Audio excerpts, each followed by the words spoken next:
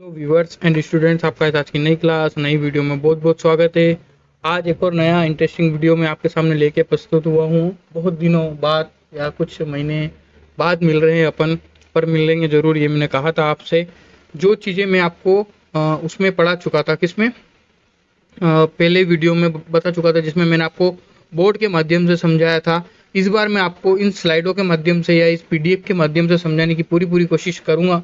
जो भी आपकी क्वेरी से, जो भी आपके क्वेश्चन है कि दिमाग में सर ये क्या है, वो क्या है, सर हमारे ये चैप्टर रह गए, वो चैप्टर रह गए, अब आप हमें आराम से बता सकते हैं और मैं आपका पूरा सहयोग करने की पूरी कोशिश करूंगा। आप भी मुझसे जुड़े रहें। चैनल को आगे से आगे सब्सक्राइब करें और आगे से आगे शेयर करें। वीडियो अच्छी लगे तो लाइक करना, शेयर करना। तो देखते हैं, आज मैंने जो आपको पहले पढ़ा दिया है वो बोर्ड के माध्यम से पढ़ाया था। इस बार मैं आपको स्लाइड के माध्यम से पढ़ाने की कोशिश कर रहा हूँ, क्योंकि कंटेंट नहीं मिल पाता बच्चों को, फिर दिक्कत होती है। कभी बोर्ड पर कुछ दिख नहीं रहा है, कभी क्या हो रहा है, ऐसे इशू आपके सामने आते रहते हैं। तो इस बार मैं आपको स्लाइड के माध्यम से या पीडीएफ के माध्यम से समझाने की पूरी कोशिश करूँगा। आज का चैप्टर आपने थंबनेल में देख ही लिया होगा, क्या है कि भौतिक भूगोल। क्या है? भौतिक भूगोल की परिभाषा और क्या इसके क्षेत्र हैं, और एक बेसिक कॉन्सेप्ट, यानी कि ये क्लास किसके लिए है? बीए। ये क्लास किसके लिए है?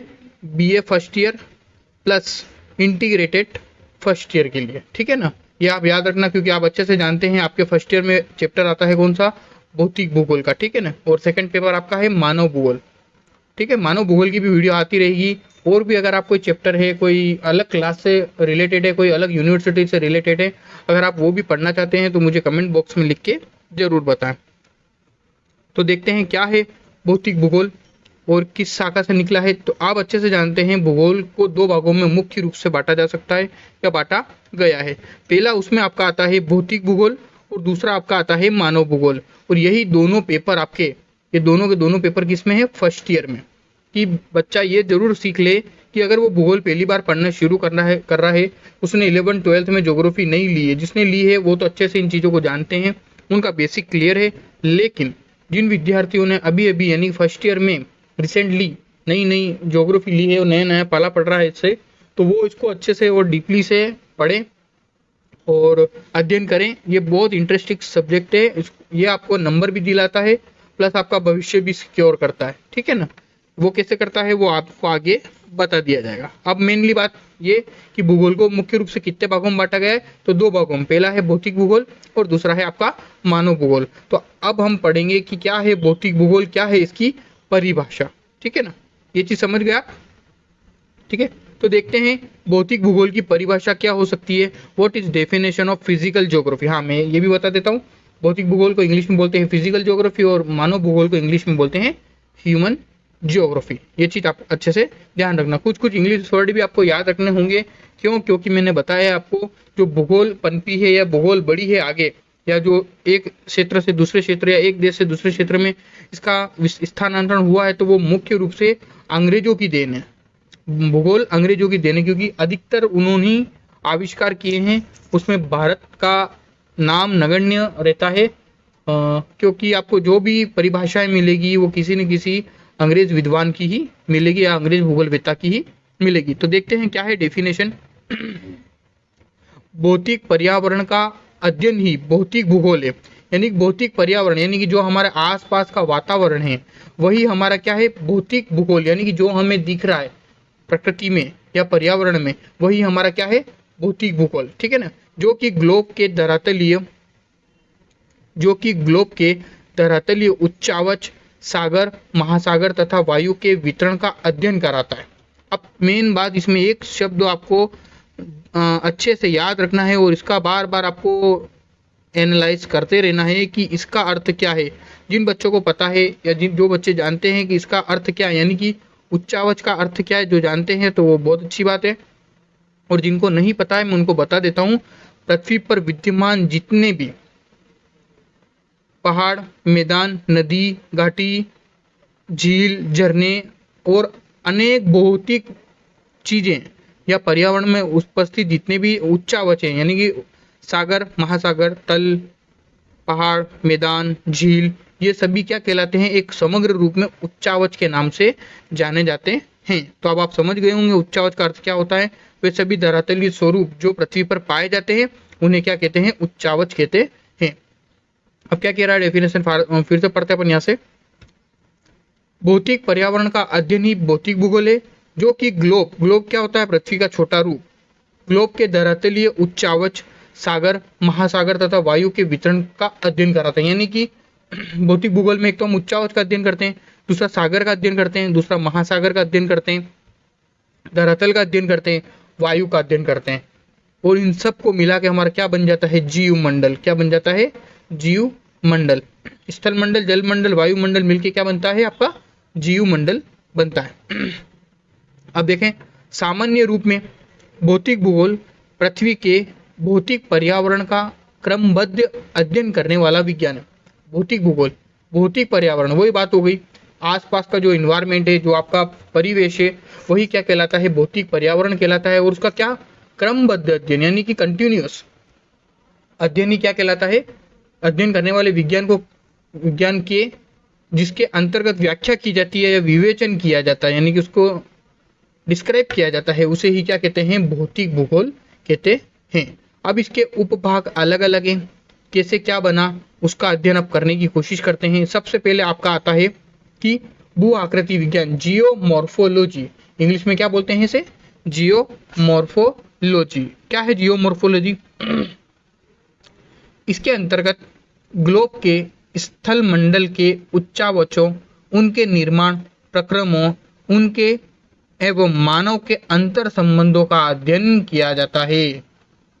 एक तरफ तो क्या है, मानव है, दूसरी तरफ क्या है, प्रकृति है, दूसरी तरफ क्या है, प्रकृति। तो मानव है, और प्रकृति को हम क्या एक और नाम दे सकते हैं, पर्यावरण दे सकते हैं। तो इन दोनों के बीच का जो ये अंतर संबंध है वही क्या है, जियोमॉर्फोलॉजी या भू आकृतिक विज्ञान है, या जिसके अंतर्गत इन दोनों का क्रमबद्ध अंतर संबंधों का अध्ययन किया जाता है, उसे ही क्या बोलते हैं, भू आकृतिक विज्ञान या जियोमॉर्फोलॉजी। अब जियोमॉर्फोलॉजी कैसे बना है, तो ये बना है जियोमॉर्फी और लोगोस से। कैसे देखें, इसमें जियो का अर्थ क्या होता है, तो पृथ्वी, मॉर्फी का अर्थ क्या होता है, तो रूप, लोगोस का अर्थ क्या होता है, तो वर्णन। यानी कि हम साधारण शब्दों में कह सकते हैं, अर्थात स्थल रूपों का अध्ययन ही क्या है, जियोमॉर्फोलॉजी या भू आकृतिक विज्ञान। समझ गए आप, चलो अच्छी बात।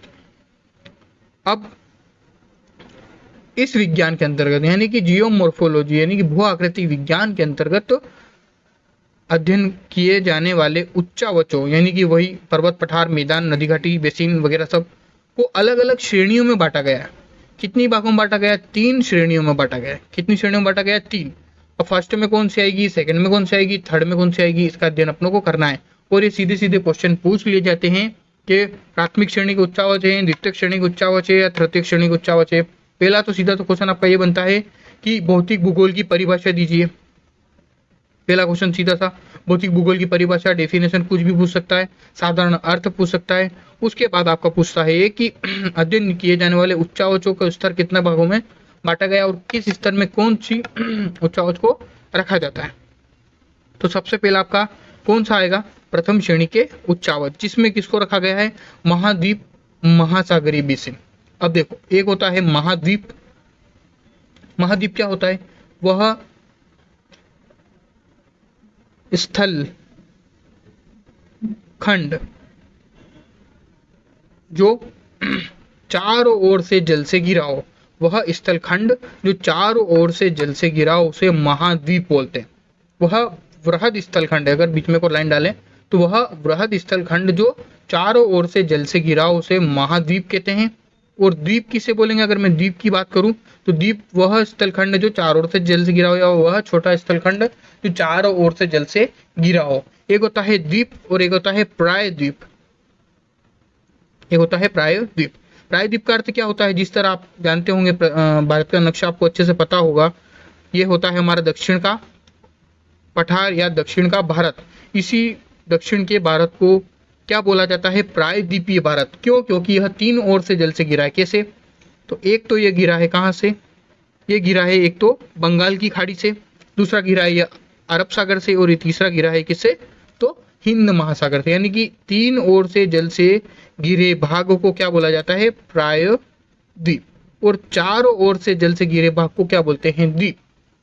महासागर क्या होता है? वो सागर का बड़ा रूप क्या कहलाता है? महासागर। वह जल राशि जो चारों ओर फैली हुई हो वो महासागर में स्थित कहलाता है। तो अब सीधे से लफ्जों में आप समझ सकते हैं कि प्राथमिक श्रेणी के उच्चावच में 2 चीज आती है, एक महाद्वीप आता है, एक महासागर आता है। पृथ्वी पर कुल कितने महाद्वीप हैं? ये क्वेश्चन कर रहा हूं मैं आपसे, पृथ्वी पर कुल कितने महाद्वीप है? उसका आंसर मुझे कमेंट बॉक्स में लिख के बताओ। चलो अगला चलते हैं। नेक्स्ट क्या है? नेक्स्ट बता रहा है द्वितीय श्रेणी के उच्चावच। तो द्वितीय श्रेणी में पर्वत, भ्रंश, पठार, मैदान और झीलें, इनको सम्मिलित किया जाता है। पर्वत आप जानते हैं, पठार भी आप जानते हैं और मैदान भी आप जानते हैं। देखो ये है, तो ये पर्वत है जो ऊपर से तिकोना होता है और चढ़ाई सीधी होती है, उसे तो पर्वत बोला जाता है। उसके बाद आता है आपका पठार। पहले तीखी चढ़ाई होती है इसमें, फिर समतल होता है, फिर ढलान होती है, तो उसको क्या बोलते हैं? पठार। फिर आता है मैदान, जो कि समतल भाग होता है, उसे मैदान कहते हैं। और झील तो आप जानते ही हो, जहाँ पर पानी भर जाता है वो झील होती है। और भ्रंश क्या होता है? ये भ्रंश घाटी होती है जो दरार के रूप में होती है। ये स्थल भाग है, ये स्थल भाग है, और ये भ्रंश जो कि घाटी के नुमा होती है, दरार नुमा होती है, उसे भ्रंश कहा जाता है। तो ये सभी किसके अंतर्गत आते हैं? द्वितीय श्रेणी के उच्चावच के अंतर्गत आते हैं। इसके बाद है तृतीय श्रेणी के उच्चावच। इसमें आपका आता है अपक्षय और अपर्दन से निर्मित आकृतियां।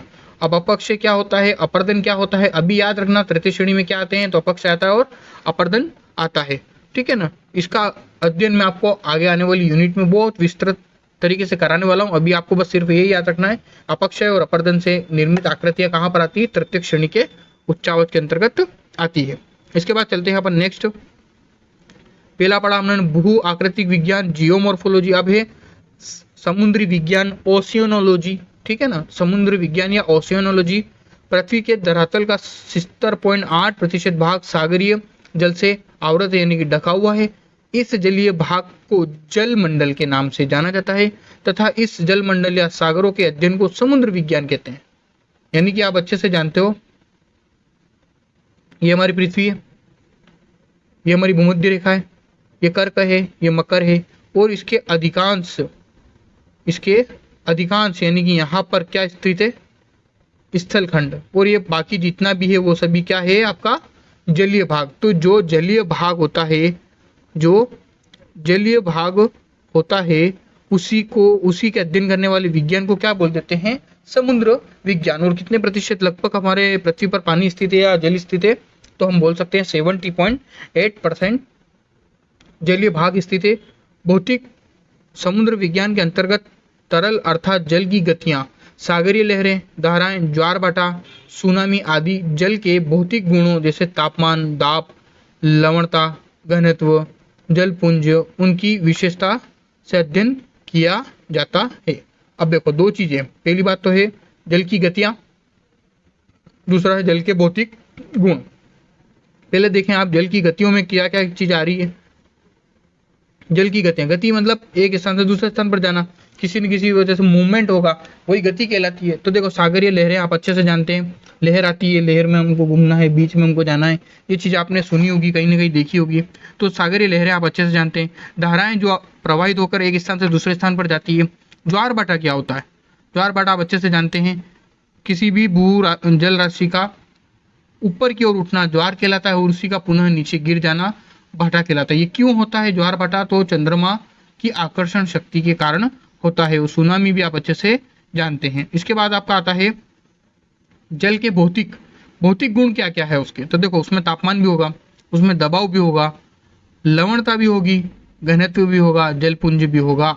ये सभी चीजें क्या होती है? उसके भौतिक गुणों के अंतर्गत आती है। तो इसी के अध्ययन करने वाले विज्ञान को क्या कहते हैं?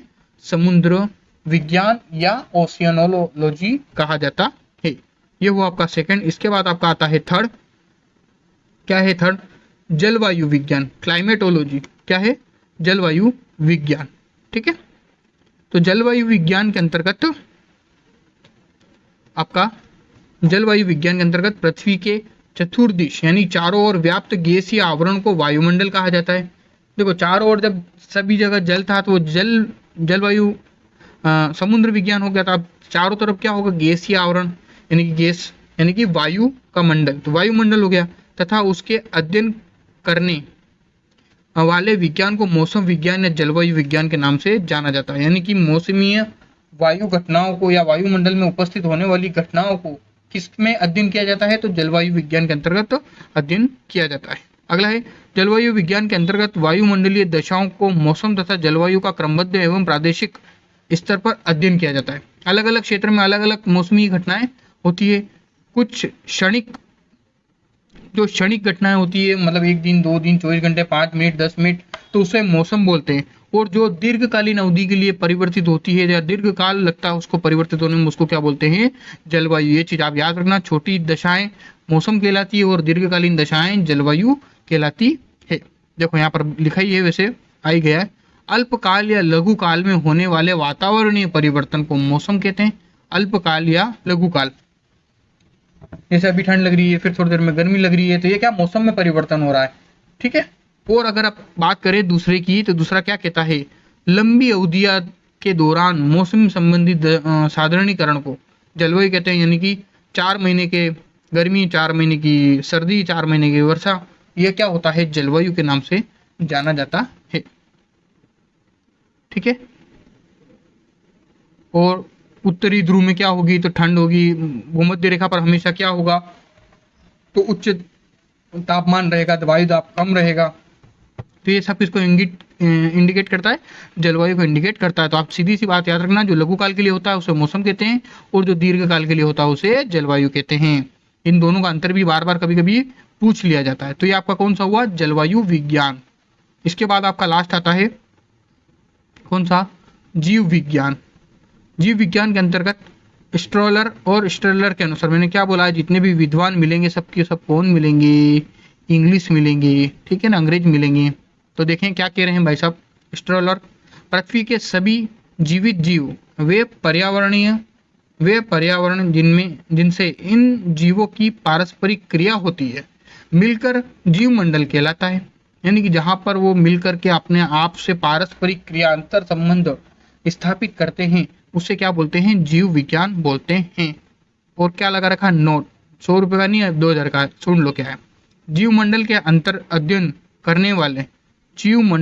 अध्ययन करने वाले विज्ञान को क्या बोलते हैं, जीव भूगोल कहा जाता है। ये मोस्ट एमपी है, याद रख लेना। तो आपका आज ये मैंने आपको क्या पढ़ाया, एक बार फिर से रिवाइज कर लेते हैं। भूगोल को 2 भागों में बांटा गया है। पहला होता है आपका भौतिक भूगोल, दूसरा आपका होता है मानव भूगोल। और आज से हमने शुरू किया है क्या, भौतिक भूगोल। और अगर इसकी डिस्क्रिप्टिव और वीडियो मैंने जो बना रखी है, पहले तो आप चैनल पर जाना, भौतिक भूगोल लिखना, परिभाषा लिखना, तो आपको वो वीडियो भी मिल जाएगी। पीछे आईके क्लासेस जरूर लिख देना। मैंने आपको आज पढ़ाया इसकी परिभाषा, भौतिक भूगोल की परिभाषा, प्लस इसके अंतर्गत आने वाले उच्चावच का प्रकार और इसके अंतर्गत आने वाले अनेक विज्ञान जो होते हैं, जिनमें कौन कौन से विज्ञानों का अध्ययन किया हमने। सबसे पहले भू आकृति विज्ञान का अध्ययन किया, इसमें जियोमॉर्फी और लोगोस का अर्थ पढ़ा हमने, यानी कि स्थल रूपों का अध्ययन पढ़ा। फिर प्राथमिक श्रेणी का उच्चावच, फिर द्वितीय श्रेणी का उच्चावच, फिर तृतीय श्रेणी का उच्चावच हमने अध्ययन किया। फिर आता है समुद्र विज्ञान, ओशियनोलॉजी, फिर आता है जलवायु विज्ञान, क्लाइमेटोलॉजी, फिर आता है जीव विज्ञान। इसके बाद आपके ये जो चारों विज्ञान खत्म होने के साथ ही आपका ये पहला चैप्टर यानी कि भौतिक भूगोल परिभाषा का ये 1 नंबर या आपका कम से कम 2 नंबर ये चैप्टर दे के जाएगा। इसको अच्छे से नोट डाउन कर लेना, अच्छे से लिख लेना। कहीं पर कोई क्वेश्चन हो, आपका कोई क्वेरी हो, तो आप कमेंट बॉक्स में लिख देना। और ये जो लाल बटन दिख रहा है आपको, अगर सब्सक्राइब अभी तक नहीं किया चैनल को तो सब्सक्राइब कर लेना। मिलते हैं इसी प्रकार की इंटरेस्टिंग वीडियो में। Thanks for watching.